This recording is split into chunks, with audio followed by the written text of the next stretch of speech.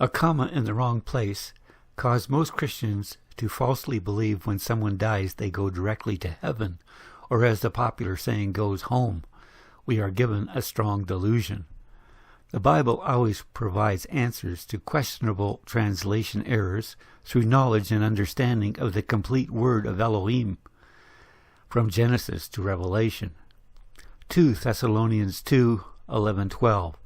And for this reason, Elohim sends them a working of delusion, for them to believe the falsehood, in order that they all should be judged who do not believe the truth, but have delighted in the unrighteousness.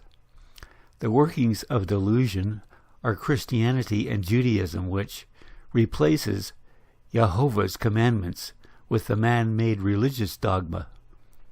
During his 70-week ministry, the truth spoken and illustrated by the actions of Yeshua Messiah and the writings throughout the New Testament is evident in the numerous quotations from the Old Testament truth, which calls on us to repent or go back to the instructions or Torah of Jehovah. There are 613 commandments, not just 10. The Torah is described as a rectangular fence. Everyone inside the Torah is blessed, and everyone outside the Torah is cursed. Yeshua stayed inside the fence his whole life and said to us, "Follow me."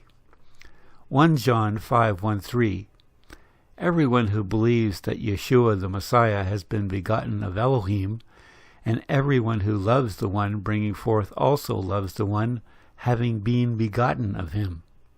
By this we know that we love the children of Elohim when we love Jehovah and guard his commands. For this is the love for Jehovah, that we guard his commands, and his commands are not heavy. James 1:21-22.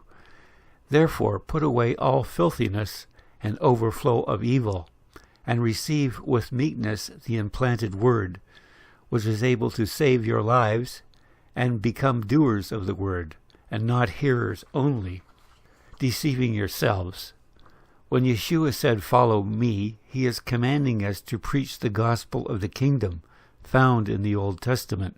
Many Christians falsely believe they are already saved because of the incorrect instant paradise claim and other deliberately twisted Bible writings.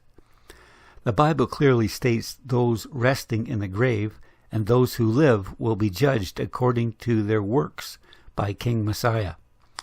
2 Corinthians 5:10. For we all have to appear before the judgment seat of Messiah, in order for each one to receive according to what he has done in the body, whether good or evil.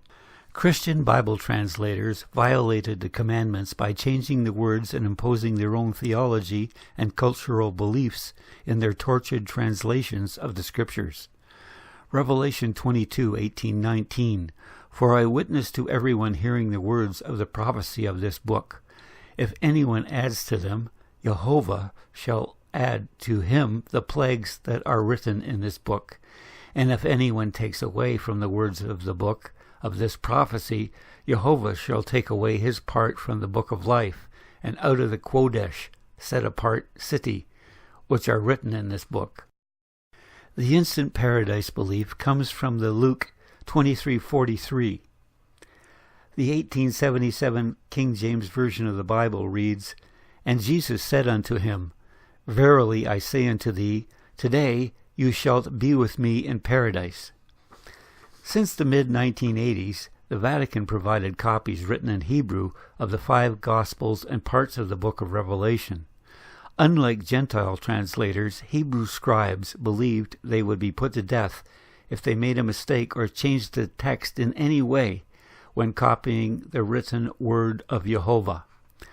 The Hebrew copies of the original text were checked at least 5 times for accuracy.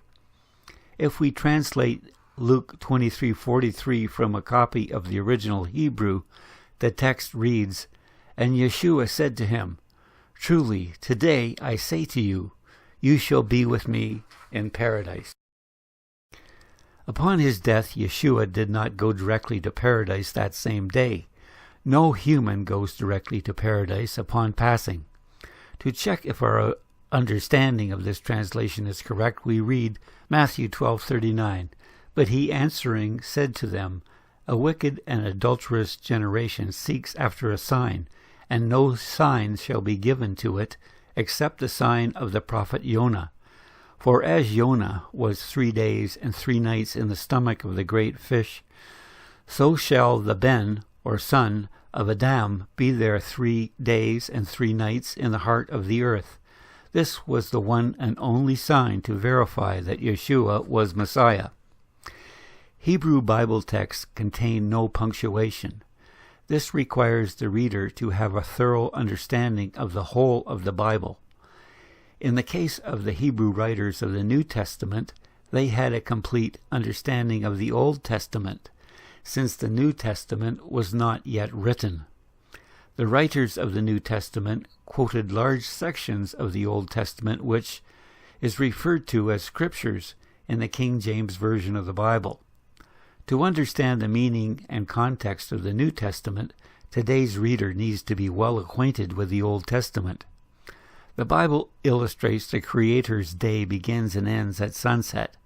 It is Christian mythology to believe there are 3 days and 3 nights from Good Friday to Easter Sunday morning. Easter is a feast to a pagan sun god, Tammuz, we are forbidden to keep. Ezekiel 8:14, And he brought me to the door of the north gate of the house of Jehovah, and I saw a woman sitting there weeping for Tammuz.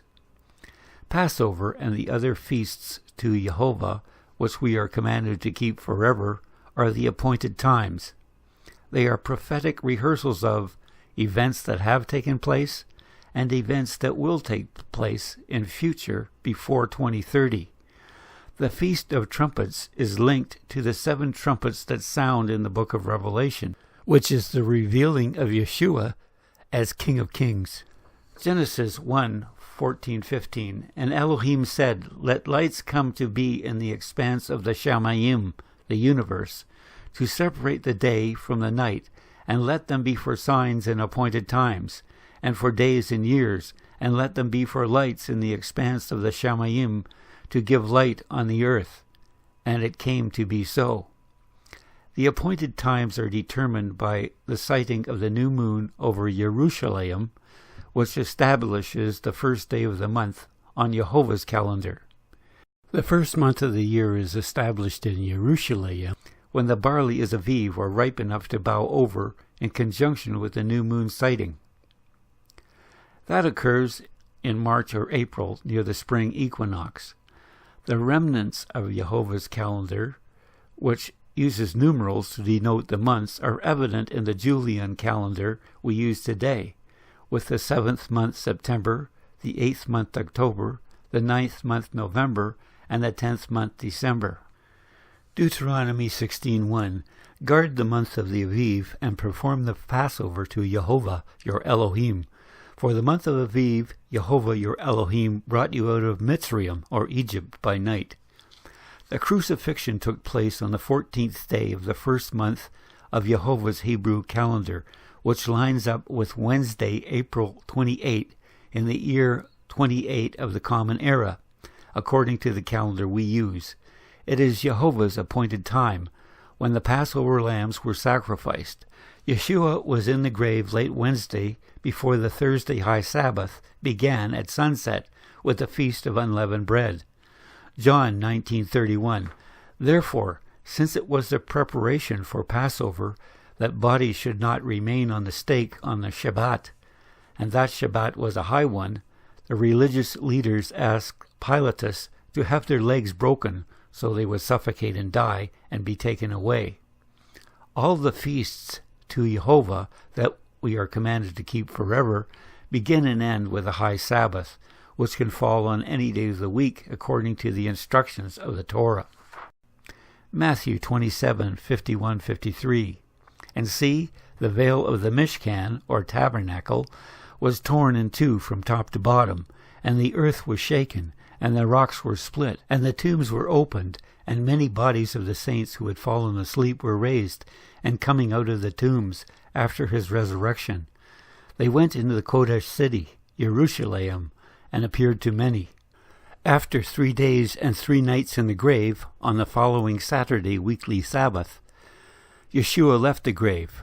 On May 1st, in the year 28 of the Common Era, the day of first fruits, Yeshua gathered the 24 elders from the grave and presented them as first fruits to his Father in the throne room in heaven. This was the first act of Yeshua as the Kohen Gadol, or High Priest of Jehovah. Revelation 4:2-4.